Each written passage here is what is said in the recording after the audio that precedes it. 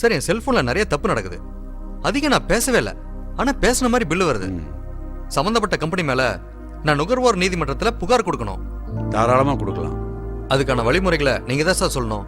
முதல்ல சம்பந்தப்பட்ட நிறுவனத்துக்கு உங்க பாதிப்பை பத்தி ஒரு கடிதம் எழுதி பதிவு தபாலில் அனுப்பி வைக்கணும். அவங்க இந்த குறையை தீர்க்கறதுக்கு 15 நாள் கெடு கொடுக்கணும். பதிவு தபால் அனுப்பிச்சு 1 மாசம் ஆச்சு சார், இன்னும் பதிலே வரல.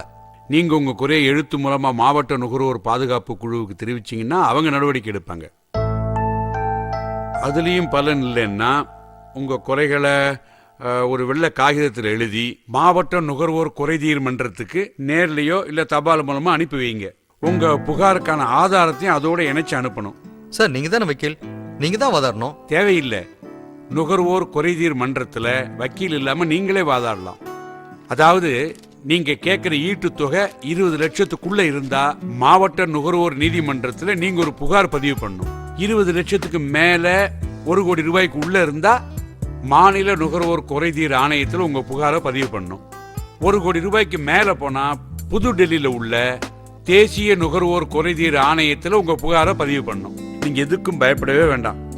ஒவ்வொரு இந்திய குடிமகனுடைய உரிமைகளையும் பாதுகாக்கிறதுக்காக கொண்டு வரப்பட்டதுதான் நுகர்வோர் பாதுகாப்பு சட்டம் 1986. நுகர்வோரே, உங்களுக்கு நுகர்வோர் பாதுகாப்பு சட்டத்தின் கீழ் 6 உரிமைகள் இருக்கின்றன. என்னென்ன? 1, பாதுகாப்புக்கான உரிமை. 2, தகவல் பெறக்கூடிய உரிமை. 3, விருப்பத்தின் அடிப்படையில் தேர்வு செய்யும் உரிமை. 4, பிரதிநிதித்துவம் பெறும் உரிமை. 5, குறை தீர்க்கப்படுவதற்கான உரிமை. 6, நுகர்வோர் கல்விக்கான உரிமை. பாத்தீங்களா, இவ்வளவு உரிமைகள் உங்களுக்கு இருக்கு. விழித்திருங்கள் நுகர்வோரே, விழித்திருங்கள். நுகர்வோர் பிரச்சனை குறித்து விளக்கம் பெற இணையதளம் www.consumer.tn.gov.in, மின்னஞ்சல் consumer@tn.nic.in, தொலைபேசி 044285832222 28583422.